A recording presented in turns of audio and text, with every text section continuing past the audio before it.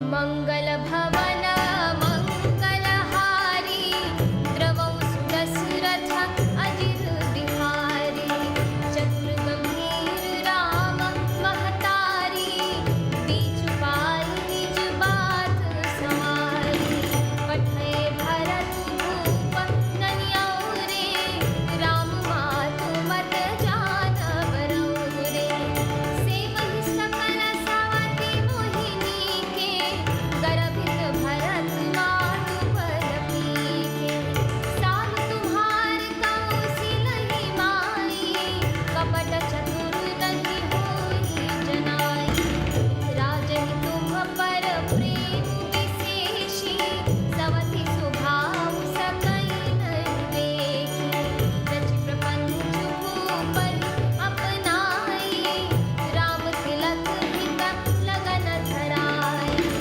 यह कुल उचित राम कहुनी का सबहि सुभाई मोहि सूझनी का आगे बात समुझि डरु मोहि देउ दयउ फिरि सो भरओहि मंगल भवन अमंगलहारी द्रवौ सुदशरथ अजित बिहारी रचि बचि कोटिक कुटिल पना कीन्हि सि कपट प्रभोजु कहि सि कथा सत सवति है जेहि विधि बाढ़ विरोजु मंगल भवन अमंगलहारी द्रवौ सुदशरथ अजित बिहारी हावी बस प्रतीति उर आई पूछ रानी पुनि सपथ दिवाई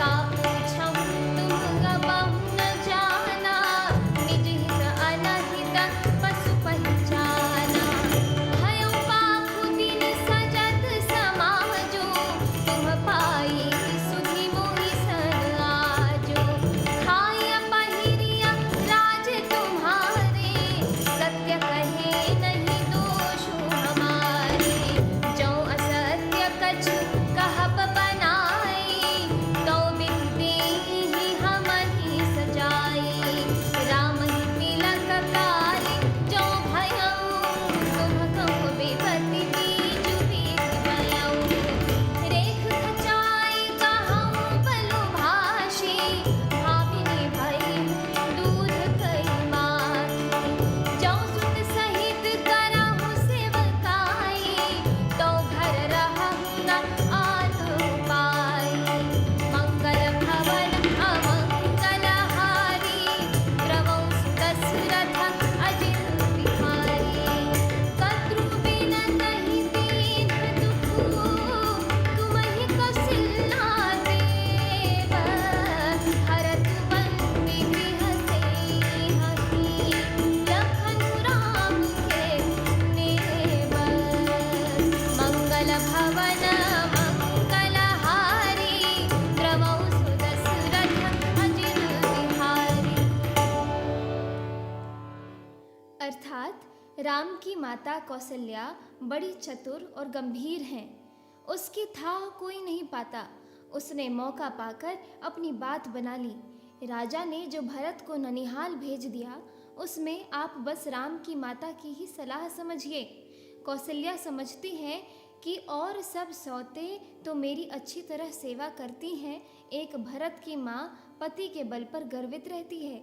इसी से हे माई कौशल्या को तुम बहुत ही साल यानी खटक रही हो, किंतु वह कपट करने में चतुर है, अतः उसके हृदय का भाव जानने में नहीं आता। वह उसे चतुरता से छिपाए रखती है। राजा का तुम पर विशेष प्रेम है। कौशल्या सौत के स्वभाव से उसे देख नहीं सकती, इसीलिए उसने जाल रचकर राजा को अपने वश में करके भरत की अनुपस्थिति में राम के राज तिलक के लिए लग्न निश्चय करा लिया है। राम को तिलक हो यह कुल रघुकुल के उचित ही है और यह बात सभी को सुहाती है और मुझे तो बहुत ही अच्छी लगती है, परंतु मुझे तो आगे की बात विचार कर डर लगता है। दैव उलटकर इसका फल उसी कौशल्या को दे। इस तरह करोड़ों कुटिलपन की बातें गढ़ छोल कर मंथरा ने कैकेयी को उल्टा सीधा समझा दिया और सैकड़ों सौतों की कहानियां इस प्रकार बना बना कर कहीं जिस प्रकार विरोध बढ़े। होनहार वश कैकेयी के मन में विश्वास हो गया। रानी फिर सौगंध दिलाकर पूछने लगी। मंथरा बोली, क्या पूछती हो? अरे तुमने अब भी नहीं समझा? अपने भले बुरे को अथवा मित्र शत्रु को तो पशु भी पहचान लेते हैं। पूरा पखवाड़ा बीत गया सामान सजते और तुमने खबर पाई है आज मुझसे। मैं तुम्हारे राज में खाती पहनती हूँ, इसलिए सच कहने में मुझे कोई दोष नहीं है। यदि मैं कुछ बनाकर झूठ कहती होंगी तो विधाता मुझे दंड देगा। यदि कल राम को राज तिलक हो गया तो समझ रखना कि तुम्हारे लिए विधाता ने विपत्ति का बीज बो दिया है।